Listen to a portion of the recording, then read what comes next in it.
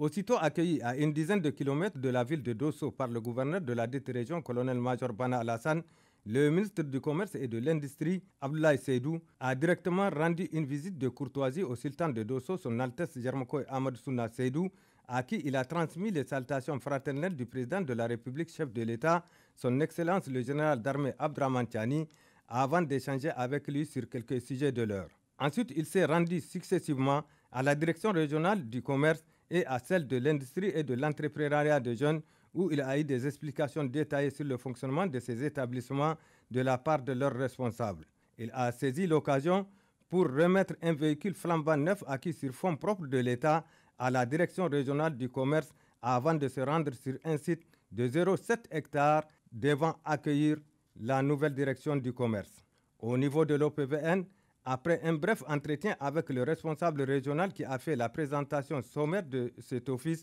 qui a actuellement un stock disponible de 10 300 tonnes, tous produits confondus, il a visité les différents magasins pour constater les conditions de stockage. Il s'est aussi intéressé aux pâtisseries de la place pour s'enquérir de leur conformité aux règles et de leur fonctionnement. À l'issue de ces visites, il a présidé une rencontre avec les différentes couches socio-professionnelles de la région où, après le mot introductif du gouverneur de la région de Dosso, colonel-major Bana Alassane, Abdoulaye Seydou a abordé plusieurs points d'intérêt général, dont, entre autres, l'objectif visé par l'opération spéciale vente du ciment 32.5 qui rentre dans la logique des autorités de la refondation visant à alléger les souffrances des populations, l'opération de stockage des magasins de l'OPVN qui consiste non seulement à assister les populations des zones vulnérables, mais aussi à permettre à l'OPVN d'avoir une importante capacité pour renouveler son stock à la fin de cette campagne hivernale, l'exploitation de nos ressources naturelles,